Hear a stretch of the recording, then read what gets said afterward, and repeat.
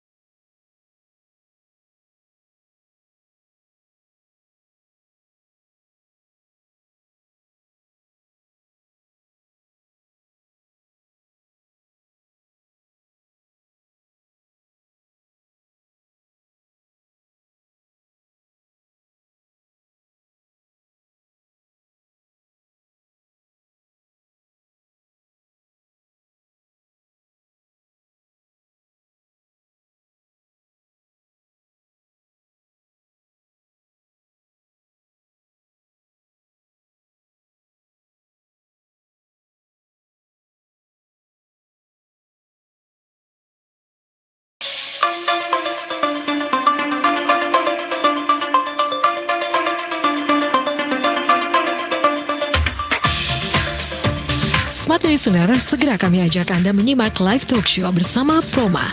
Interaktif hubungi telepon 832 774, SMS atau WhatsApp di 0811 46 10 11.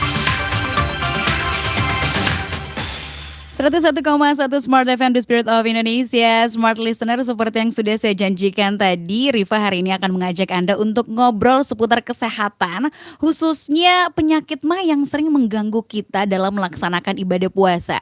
Banyak orang yang kemudian beralasan, aduh nggak usah puasa deh, kan saya lagi sakit mah dan lain sebagainya. Nah, hari ini saya udah kehadiran nih pakarnya, ahli kesehatan alias dokter yang akan saya ajak berbincang sama Anda. Nanti Anda juga bisa ikutan ngobrol bersama bersama kami mau kasih pertanyaan soal kesehatan, apalagi ibadah di bulan suci Ramadan ini. Kalau misalnya Anda punya penyakit mah, boleh ditanyakan. Dan sekarang juga kita lagi live di YouTube ya, di YouTube Smart FM Makassar. Anda bisa langsung cek YouTube Smart FM Makassar sekarang.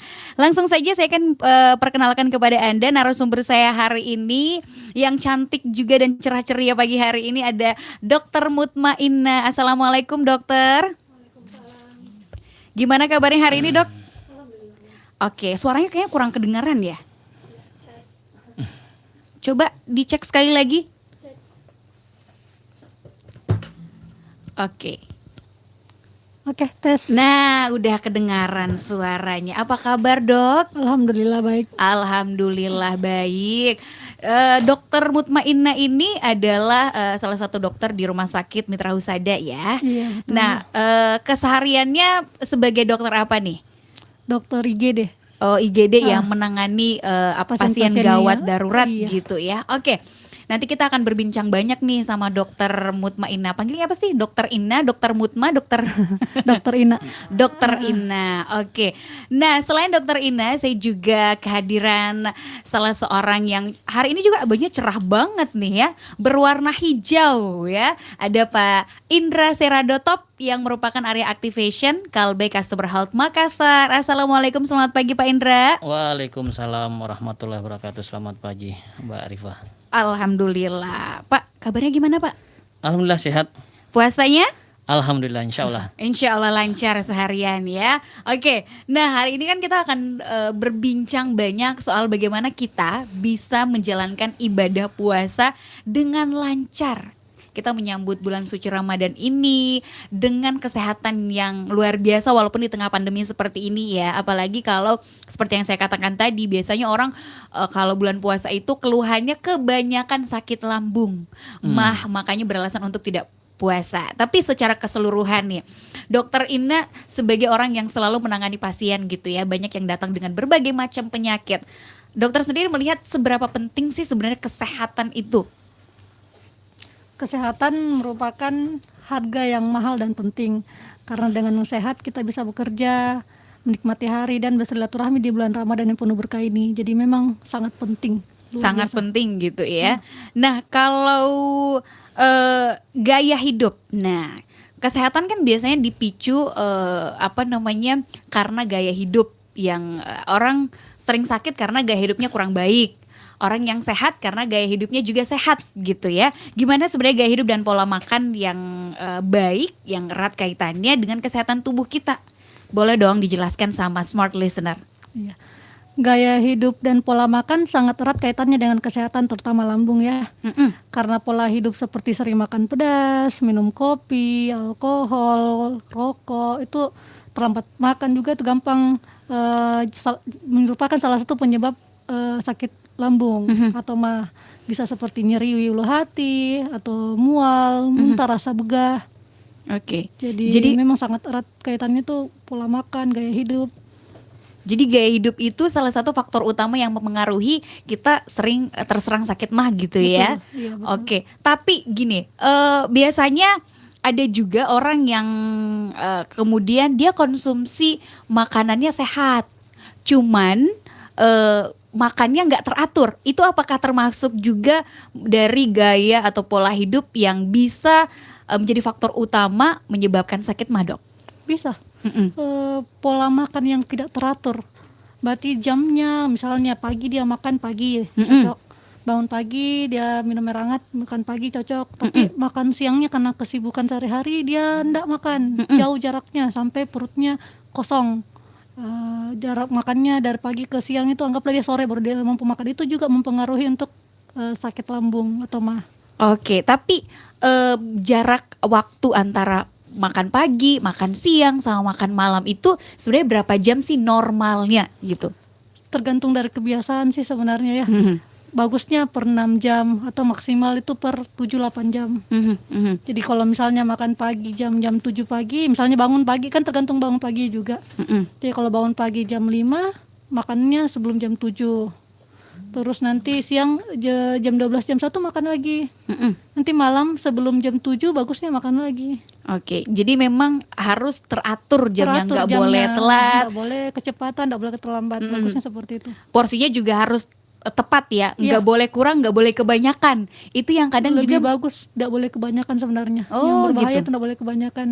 Nah, kebanyakan itu bisa lebih gampang memicu sakit lambung juga.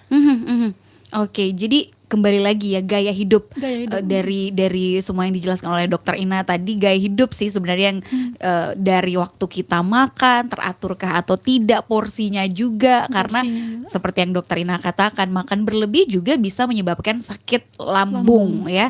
Tapi boleh dong dijelaskan juga, apakah memang sakit mah itu adalah memang penyakit yang tiba-tiba saja hadir atau memang penyakit yang udah ada dari dulu nih, dipengaruhi, selain dipengaruhi oleh kesehatan, oleh gaya hidup gitu ya? Boleh dijelaskan ke smart listener dan biasanya gejalanya apa aja? Kalau sakit mah itu dia merupakan sindrom ya. Sindrom yang dimana artinya dia kumpulan gejala. Banyak gejala yang bisa dikatakan sakit mah, bisa dari nyeri ulu hati atau epigastrium, bisa jadi saluran cerna bagian atas, rasa mual, rasa begah, kembung, itu semua bisa dikatakan masuk di sakit mah. Orang awam kan taunya semua ini dok saya sakit mah, tapi sebenarnya mah itu kalau kami bukan diagnosa. Mah itu kita biasa tulisnya, enggak pernah kami tulis diagnosa mah, kita tulisnya paling dispepsia. Atau kalau sudah pemeriksaan lebih lanjut kita tulis gastritis kayak gitu. Atau kalau lebih spesifik lagi misalnya ada keluhan tambahan kayak rasa panas, kita tulis GERD. Kayak begitu, jadi macam-macam itu sebenarnya sakit mah kalau di dunia medisnya kami itu macam-macam. Tergantung dari keluhan pasien, kita anamnesis pasien kita baik-baik, kita tanya pasien baik-baik, kita periksa pasien baik-baik, bagaimana keluhannya dan apa riwayat minum obatnya, bisa kita keluhkan, bisa dia jelaskan keluhannya, kita bisa tahu penyakitnya apa. Oh oke. Nah kan secara umum kalau kita berbicara soal sakit lambung atau mah ini, gejalanya rasa nggak enak di ulu hati, Ya, kembung, Kembung. mual gitu ya. Tapi kalau biasanya ada nih, karena beberapa teman saya pernah ada yang mengalami seperti itu dan mereka mengatakan ini saya sakit mah loh gitu. BAB-nya yang terlalu sampai diare malah. Bisa Apakah itu juga turunan dari sakit lambung atau mah ini, dokter? Bisa. Pernah ada guru saya pernah bilang seperti ini, lambung itu merupakan seperti otak kedua kita, otak kedua manusia. Dia sakit, dia bisa mempengaruhi yang lain, bisa sakit kepala, bisa diare yang kayak tadi, bisa banyak dia bisa rasa lemas, Ada malah yang sampai berdebar-debar. pingsan juga. Ada sampai pingsan, kalau saking dia nggak bisa tahan lagi lemesnya atau saking tidak bisa tahan nyerinya dia bisa pingsan, mual muntah banyak. Betul-betul harus dikaji dan harus dianamnesis lebih bagus ke pasien, lebih baik ke pasien supaya bisa tepat diagnosanya, tepat pengobatannya. Jadi bersumber dari lambung gitu ya, bisa Betul. mempengaruhi semua organ-organ di tubuh Iya. kita. Yang awalnya nggak sakit karena lambungnya sakit, itu jadi sakit Bisa, semuanya bisa. gitu ya. Wah separah itu ternyata sakit mah ini. Tapi kan sekarang kita lagi di bulan puasa gitu ya. Seperti yang tadi saya katakan, kalau puasa biasanya memang kita nggak akan makan seharian. Kalau di Indonesia ya kurang lebih 13 jam kita berpuasa tidak makan. Nah, apakah itu mempengaruhi orang-orang yang sakit mah atau mungkin orang yang udah punya penyakit lambung, entah itu mah atau penyakit kronis lambung lainnya, boleh berpuasa atau enggak sih, Dok? Orang sakit mah bisa berpuasa. Selama ini kita tetap sarankan orang sakit mah berpuasa selama di pertengahan puasa dia, di tengah hari dia berpuasa tidak ada keluhan, lanjut aja puasanya. Karena berpuasa itu bisa banyak manfaatnya seperti detoksifikasi, membentuk sel tubuh baru dan kebugaran. Terus bulan puasa juga itu biasanya orang lebih teratur makan ya, sahur jamnya segini, buka jamnya segini. Jadi jamnya itu aja terus tidak terlalu berubah. Jadi lebih bagus untuk terapi pengobatan mah sebenarnya. Oh gitu. Yang penting ya. jamnya tepat.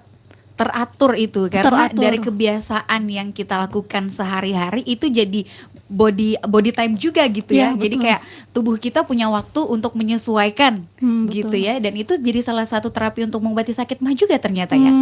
Bisa. Bisa Oke. karena kan jadinya teratur makan. Cuma biasanya awal-awal puasanya itu mereka dibantu dengan, kalau orang yang penyakit mahnya sudah memang kronis ya, sudah lama ya dan selalu menyerang, dia biasa dibantu dengan obat dulu. Oke, jadi dibantu dengan obat dulu Obat jadi mah dulu. biar puasanya lancar. Nah, nanti kita akan lanjutkan lagi perbincangan ini. Banyak nanti ada pertanyaan juga sepertinya dari smart listener yang ingin bergabung juga bersama kami mengikuti dialog ini. Boleh bergabung di 0811461011 untuk line WhatsApp kami dan telepon di 8327774. Kita akan kembali setelah yang satu ini, jangan kemana-mana.